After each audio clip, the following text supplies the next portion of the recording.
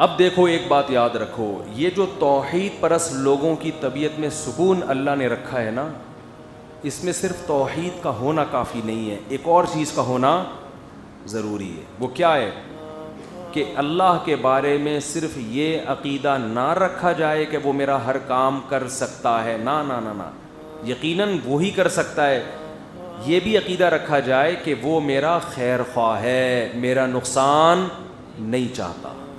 اس کا فائدہ یہ ہوگا کہ وہ آپ کا کام کر دے تو بھی ٹھیک ہے، نہیں کرے تو بھی ٹھیک ہے۔ اس کی مثال جیسے آپ ایک ریلائبل ڈاکٹر کے پاس گئے جس کے بارے میں آپ کو پتہ ہے کہ یہ چاہتا ہے کہ مجھے ٹھیک کر دے، اور آپ اس کے پاس گئے، ڈاکٹر صاحب مجھے بخار ہے، مجھے انجیکشن لگا دیں۔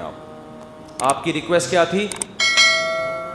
بلکہ نہیں، الٹا کر دیتے ہیں، ڈاکٹر صاحب مجھے پیناڈول کھلا دیں۔ آپ ڈاکٹر صاحب آپ کی اس ریکویسٹ کو قبول نہیں کر رہے، نہیں کھلا رہا پیناڈول، بلکہ لٹا کے آپ کے کولے میں ایک موٹا سا انجیکشن انہوں نے ٹھوک دیا جس سے آپ کی چیخیں نکل گئیں۔ اب اگر آپ کو ڈاکٹر پہ اعتماد ہوگا کہ میرا خیر خواہ ہے، آپ ہنسی خوشی واپس آؤ گے، اگرچہ اس وقت ٹیکے وہ لگی تھی، آپ کو تکلیف ہوئی تھی، لیکن آپ بولو گے یار ڈاکٹر بڑا کیا ہے خاندانی، مجھے کسی نے پیناڈول پہ ٹرخا دیا تھا کہ ڈاکٹر سے کہنا پیناڈول، لیکن یہ بڑا سمجھدار ہے، اس کو پتہ ہے یہ پیناڈول سے اترنے والا نہیں ہے، اس میں ٹیکا بھی لگے گا اور کہاں لگے گا یہ بھی اس کو پتہ ہے۔ نہیں آ رہی بات؟ آپ ہنسی خوشی بول دو نا، کیا ہو گیا، واپس خوش ہو گئے، یار ڈاکٹر کو زیادہ پتہ ہے، مجھے پتہ نہیں۔ لیکن اگر آپ کو ڈاکٹر پہ اعتماد نہیں ہے، آپ پوری دنیا میں اس کے خلاف باتیں کرو گے۔ میں گیا تھا اس کو اپنا خیر خواہ سمجھ کے، میں نے مانگی تھی پیناڈول، اس نے ٹھوک دیا ٹیکا، اور وہ بھی غلط جگہ پہ،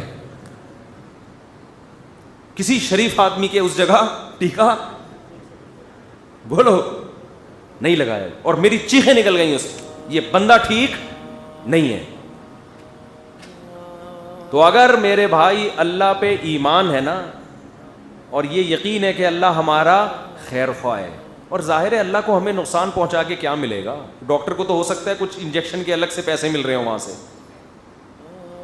جو کمپنیاں دیتی ہیں نا کہ ہمارے ٹیکے جتنے ٹھوکو گے اتنے سہولتیں ہم تمہیں دیں گے۔ اللہ کا تو کوئی فائدہ نہیں ہے بندوں، ما یفعل اللہ بعذابکم، ما یفعل اللہ بعذابکم، قرآن کہہ رہے اللہ کو کیا ملے گا تمہیں عذاب دے کے؟ کوئی شوق نہیں ہے اللہ کو عذاب دینے کا، تو ہم گناہ کرتے ہیں تو اللہ کا غضب آتا ہے۔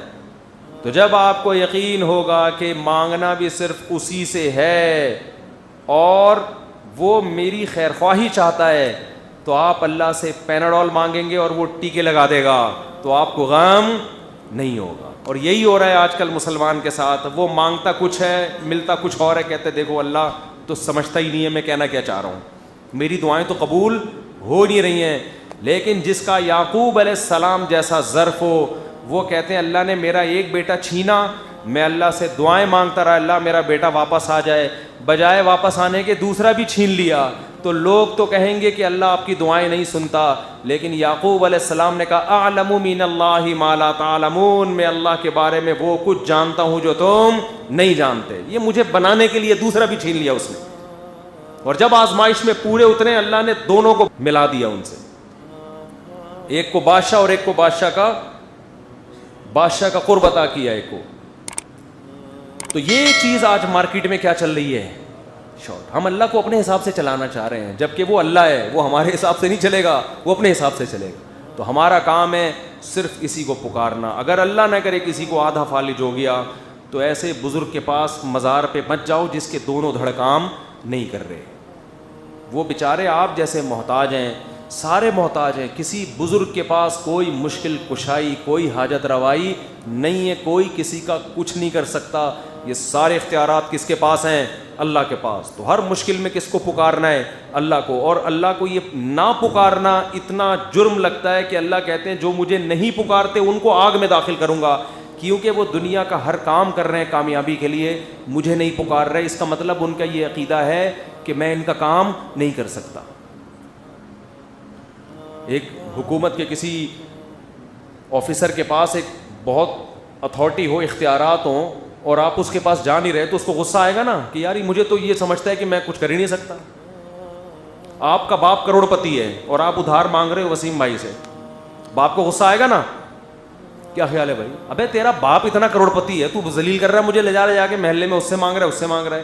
تو اللہ کہتے ہیں تمہارا خدا جس کے پاس اتنے بڑے بڑے خزانے ہیں, اس سے تم کمبخت مانگ نہیں رہے, اور باقی سارے اسباب تم اختیار کر رہے ہو, اس کا مطلب تم مجھے مختار کل نہیں سمجھتے. تو اللہ مانگنے سے خوش ہوتا ہے.